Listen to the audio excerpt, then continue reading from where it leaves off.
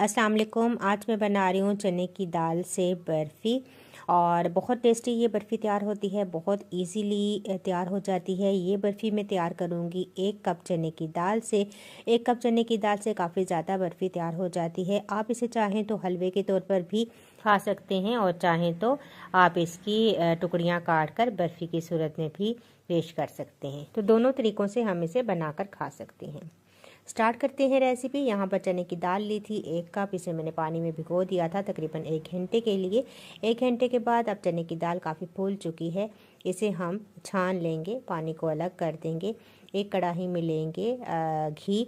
यहाँ पर आप देसी घी भी इस्तेमाल कर सकते हैं, लेकिन मैंने यहाँ पर डालडा घी इस्तेमाल किया है। तकरीबन 2 बड़े चम्मच मैंने घी के इसके अंदर ऐड किए हैं और इसको हम थोड़ा गर्म होने देंगे। और साथ ही 3 मैंने सब्ज़ इलायचियाँ ली थी, इनके इस तरीके से मुंह खोल दूंगी ताकि इनका अच्छा सा फ्लेवर निकल कर आए। अब थोड़ी सी देर के लिए इसे घी में कड़कड़ा लेंगे।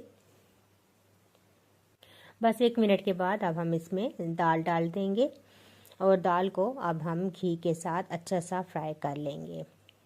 तो यहाँ पर आपने बिल्कुल भी जल्दी नहीं करनी, मीडियम फ्लेम पर आपने दाल को फ्राई करना है और तकरीबन 10 से 12 मिनट आप इस दाल को अच्छा सा फ्राई करें।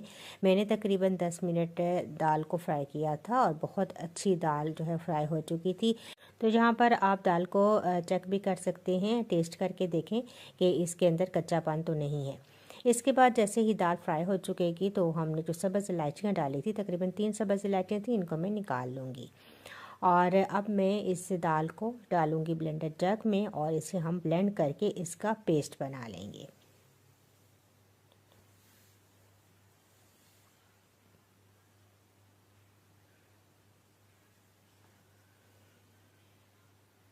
तो यहाँ पर तमाम दाल मैंने ब्लेंडर जग के अंदर डाल दी है। अब इस 1 गिलास पानी ऐड करेंगे और इसे पीस लेंगे। शुरू में तो ये अच्छे तरीके से पीसेगी, लेकिन जैसे ही ये पिसती जाएगी थोड़ी बैटर इसका सख्त हो जाएगा, तो हम मज़ीद आधा गिलास पानी इसके अंदर शामिल करेंगे और दोबारा से इसे ब्लेंड कर लेंगे।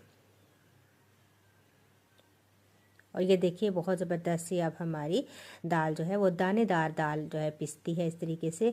तो अब इसे हम ऐड कर देंगे उसी कढ़ाई के अंदर और दोबारा से इसे हम भूनेंगे। तो फ्लेम को आप तकरीबन मीडियम ही रखेंगे।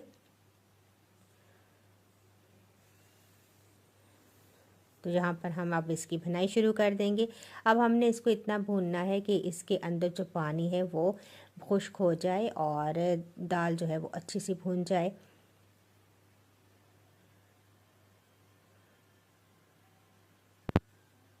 शुरू में ये बहुत स्टिकी होगी, लेकिन जैसे ही हम इसको भूनते जाएंगे तो ये कढ़ाई को छोड़ देगी और बहुत अच्छी सी भून जाएगी।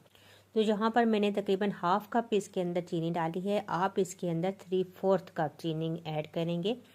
मैं थोड़ा सा मीठा कम रखती हूँ।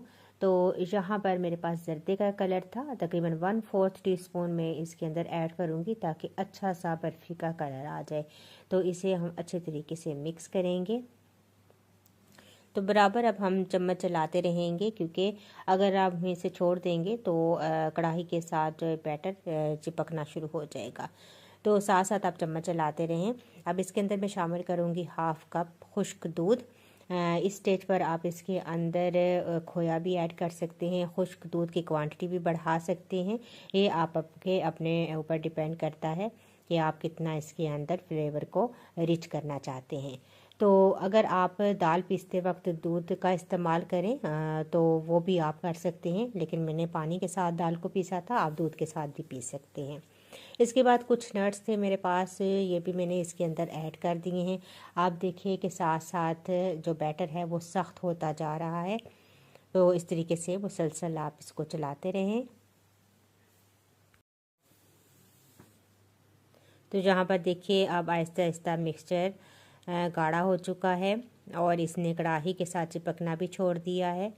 तो बस ये हमारा जो बर्फ़ी का मिक्सचर है बिल्कुल रेडी है। आप इसे हलवे के तौर पर भी खा सकते हैं और अगर आप चाहें तो इसी तरीके से आप इसे सर्व कर सकते हैं, ट्रे में निकाल कर ऊपर नट्स वगैरह डालकर। लेकिन मैं यहाँ पर बर्फ़ी की शक्ल में इसे काटूंगी, तो इस वजह से मैं इसे एक स्क्वायर डिश में निकालूंगी और इसे स्पैचुला की मदद से लेवल कर दूंगी। आप चाहें तो इसी तरीके से हलवे की सूरत में भी इसे सर्व कर सकते हैं। तो सारी जगह इस तरीके से हम लेवल कर लेंगे।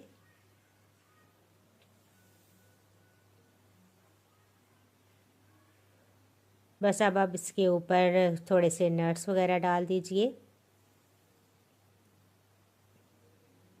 स्पैचुला की मदद से दबा देंगे ताकि अच्छे से अंदर सेट हो जाएं। और ये मेरे पास चांदी के वर्क हैं, ऑप्शनल हैं, चाहें तो लगाएं या ना लगाएं। तो मैं खूबसूरती के लिए ये लगा रही हूँ। बस अब हम इसे छोड़ देंगे तकरीबन 1 घंटे के लिए ताकि ये सेट हो जाए। इसके बाद अब हम इसकी कतलियाँ काट लेंगे। तो इस तरीके से पहले मैंने निशान लगा दिए और इसके बाद मैं इसकी कटिंग करूँगी। तो बहुत ज़बरदस्त हमारे पास चने की दाल की बर्फ़ी रेडी है। ये देख लीजिए आप, बहुत ज़बरदस्त तैयार हुई है। इसी तरीके से बहुत आसानी के साथ आप ये चने की दाल की बर्फ़ी बना सकते हैं। चाहें तो आप हलवे के तौर पर भी इसे इस्तेमाल कर सकते हैं।